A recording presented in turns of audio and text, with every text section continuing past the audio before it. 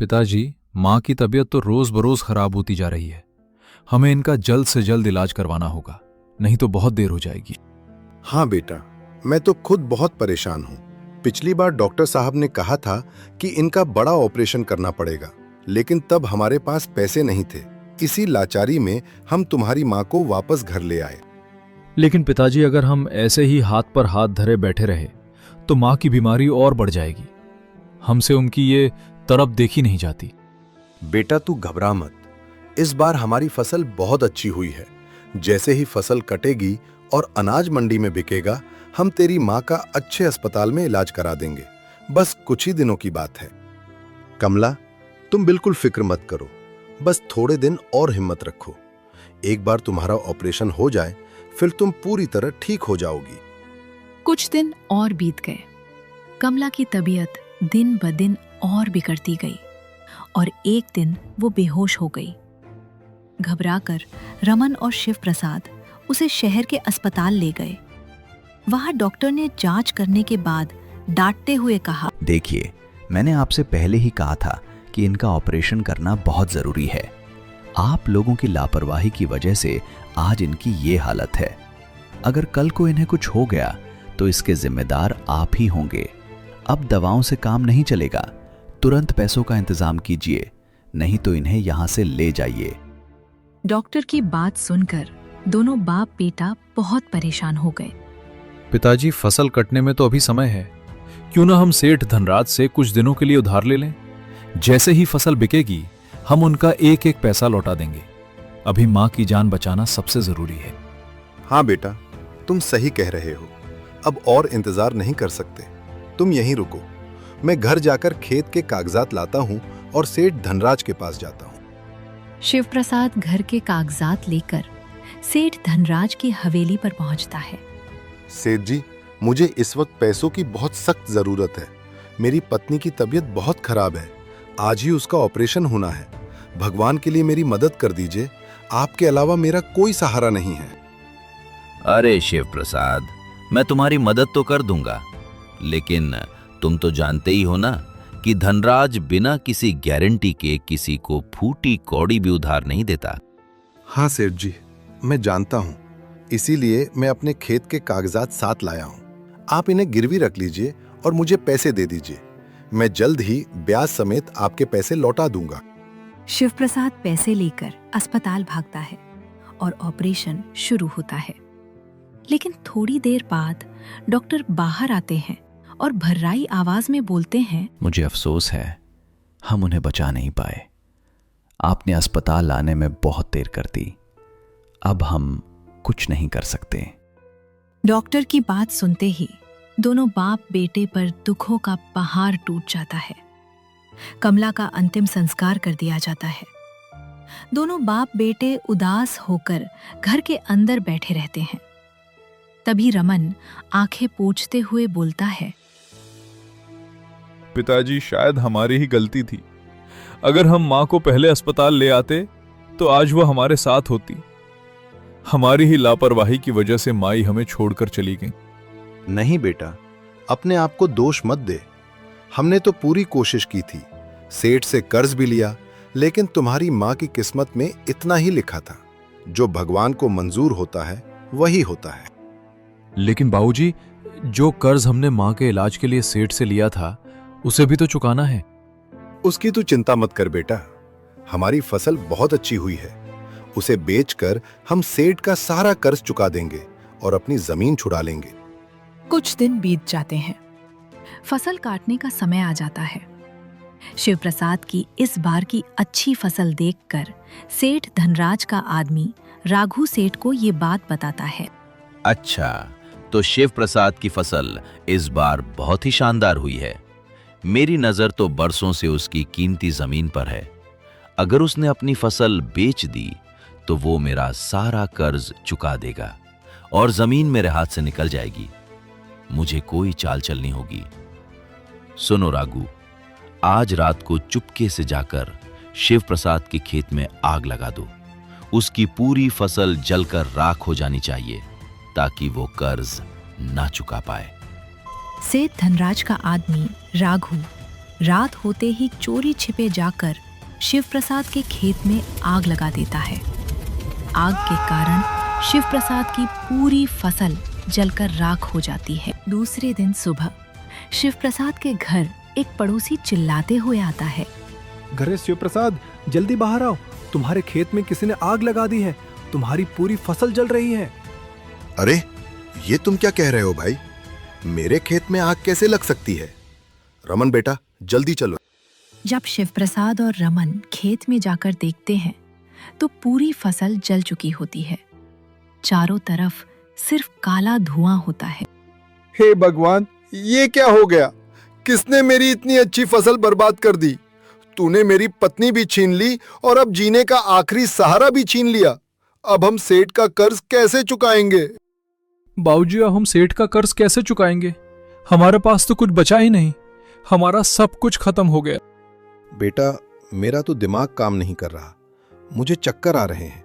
समझ नहीं आ रहा कि हमारे साथ ये क्या हो रहा है। पिताजी, आप फिक्र मत कीजिए, मैं आज ही शहर जाकर नौकरी करूंगा। वहां मेरा एक दोस्त कारखाने में काम करता है, मैं भी उसके साथ काम करके सेठ का सारा पैसा चुका दूंगा। बस आप अपना ख्याल रखिएगा। ठीक है बेटा, पर शहर पर आया है, वहां अपना ध्यान रखना। जाने से पहले रमन अपने परम मित्र अंकित से मिलने आता है। रमन, तू शहर जा रहा है, अपना ध्यान रखना। जैसे ही काम हो जाए जल्दी वापस आ जाना। तू चिंता मत करना अंकित, मैं जल्द ही पैसे कमाकर वापस आऊंगा और अपना सब कुछ वापस ले लूंगा। तू बस बापू का ख्याल रखना। फिर रमन पैसे कमाने के लिए शहर चला जाता है। रमन को शहर में अच्छी नौकरी मिल जाती है और उसे अच्छी पगार भी मिलने लगती है। कुछ महीने ऐसे ही बीत जाते हैं। फिर एक दिन सेठ धनराज शिव प्रसाद के घर जाकर धमकता है। सेठ धनराज, अरे ओ शिव प्रसाद, मेरा कर्ज कब लौटा रहे हो? मैं और कितने दिन इंतजार करूं? तुम्हारा पैसे चुकाने का इरादा है भी या नहीं, अभी बता दो। कुछ दिनों का समय और दे दीजिए सेठ जी। मेरा बेटा पैसे कमाने शहर गया है, वो आते ही आपके पैसे दे देगा। सेठ धनराज, ठीक है, मैं अगले महीने तक का आखिरी समय देता हूं। अगर तब तक पैसे नहीं मिले तो याद रखना, मैं तुम्हारा खेत और घर दोनों हड़प लूंगा। नहीं नहीं सेठ जी, ऐसा मत कहिए, मेरा बेटा आता ही होगा। ऐसा कहकर सेठ धनराज वहां से चला जाता है। कुछ दिन बाद सेठ धनराज किसी काम से शहर जाता है तो उसकी मुलाकात रमन से हो जाती है। रमन सेठ को वहां देखकर बहुत खुश होता है और कहता है, अरे सेठ जी, नमस्ते, आप यहाँ कैसे? सेठ धनराज, अरे रमन तुम? मैं यहाँ किसी काम से आया था, तो तुम यहाँ काम करते हो? जी सेठ जी, मुझे यहाँ अच्छी नौकरी मिल रही है। अच्छा हुआ जो आप मिल गए, मुझे आपके पैसे लौटाने थे। मेरे पास पूरे पैसे जमा हो गए हैं, ये लीजिए आपका सारा कर्ज, और ये 5,000 रुपये मेरे पिताजी को दे दीजिएगा ताकि वो अपना खर्च चला सकें। मेरी छुट्टियां रद्द हो गई हैं, इसलिए मैं अगले 2 महीने गांव नहीं आ पाऊंगा।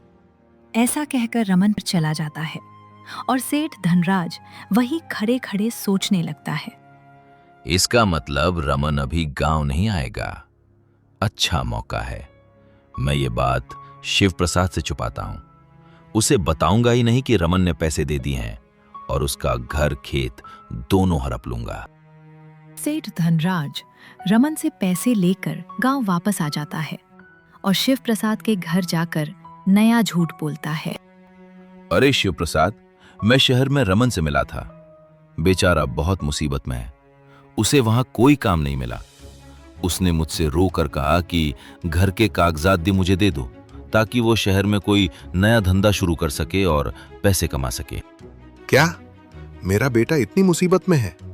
ठीक है सेठ जी, ये लीजिए, हमारे घर के कागजात भी आप रख लीजिए और उसे पैसे दे दीजिए। फिर शिव प्रसाद घर के कागजात सेठ धनराज को दे देता है। सेठ कहता है कि वो 1 महीने बाद घर और खेत अपने नाम कर लेगा। देखते ही देखते महीना बीत जाता है और सेठ धनराज शिव प्रसाद के घर आकर चिल्लाता है। अरे ओ शिव प्रसाद, बाहर निकलो, 1 महीना पूरा हो गया और तुम्हारे बेटे का कोई पता नहीं। चलो खाली करो ये घर, अब ये घर और खेत मेरा हुआ। ऐसा मत कीजिए सेठ जी, मुझ बूढ़े पर तरस खाइए। मैं इस उम्र में कहां जाऊंगा। सेठ धनराज, ये सब तुम्हें और तुम्हारे नालायक बेटे को पहले सोचना चाहिए था। चलो निकलो यहां से। सेठ धनराज शिव प्रसाद को बेघर कर देता है। शिव प्रसाद गांव के बाहर एक छोटी सी झोपड़ी बनाकर रहने लगता है। कुछ दिनों बाद जब रमन गांव लौटता है तो अपने पिता को देख दंग रह जाता है। पिताजी, आप इस झोपड़ी में क्यों रह रहे हैं? आपकी ये हालत किसने की? बेटा, तुमने शहर में कोई काम नहीं किया और सेठ से और कर्ज ले लिया। सेठ ने हमारा सब कुछ हड़प लिया और हमें घर से निकाल दिया। ये क्या कह रहे हैं बाबूजी? मैंने तो शहर में ही सेठ को ब्याज समेत पूरे पैसे दे दिए थे। रमन गुस्से में सीधे सेठ धनराज की हवेली पहुंचता है। अरे ओ बेईमान सेठ, तुम्हारी हिम्मत कैसे हुई मेरे पिताजी को धोखा देने की? मैंने तुम्हें सारे पैसे दे दिए थे, फिर भी तुमने हमारा घर हड़प लिया। हमारे कागजात वापस करो। अरे जा जा, तेरे पास क्या सबूत है कि तूने मुझे पैसे दिए थे? कोई रसीद है क्या? बिना सबूत के तू मेरा कुछ नहीं बिगाड़ सकता। अब भाग यहां से, नहीं तो हाथ पैर तुड़वा दूंगा। रमन गांव के मुखिया जी के पास जाता है। मुखिया जी पंचायत बुलाते हैं, पर सबूत ना होने के कारण पंचायत भी कुछ नहीं कर पाती। रमन मायूस होकर एक पेड़ के नीचे बैठा था। तभी अंकित वहां आता है। रमन, तू परेशान मत हो। मैं जानता हूं सेठ ने तेरे साथ धोखा किया है। मैं आज रात को तेरे वो जमीन के कागजात सेठ की तिजोरी से चुरा कर ला दूंगा। अंकित, तू मेरी मदद कर रहा है। अगली सुबह फिर से पंचायत बैठती है। रमन, क्या तुम्हारे पास कोई सबूत है? हाँ मुखिया जी, ये देखिए, हमारे घर और जमीन के असली कागजात। अगर मैंने पैसे नहीं चुकाए थे तो ये असली कागजात मेरे पास कैसे आए? ये कागजात नकली है। इसने मेरे घर से चुराए हैं। मैंने शहर में इससे पैसे तो ले लिए थे, लेकिन मैंने इसे कागजात कभी नहीं लौटाए। और मैंने शिव प्रसाद को भी इस बारे में कुछ नहीं बताया था। गुस्से और घबराहट में सेठ धनराज के मुंह से सच निकल जाता है। तो इसका मतलब तुमने रमन से पैसे ले लिए थे और फिर भी शिव प्रसाद को बेघर कर दिया। तुमने इस गरीब परिवार के साथ बहुत बड़ा धोखा किया है। पंचायत का फैसला है कि तुम तुरंत इनका घर खेत वापस करोगे और हर्जाने के तौर पर 5 गुना पैसे रमन को दोगे।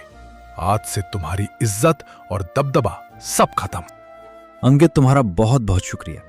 तो दोस्तों, देखा आपने, लालच और बेईमानी का पैसा कभी टिकता नहीं है। जीत हमेशा सच और ईमानदारी की ही होती है।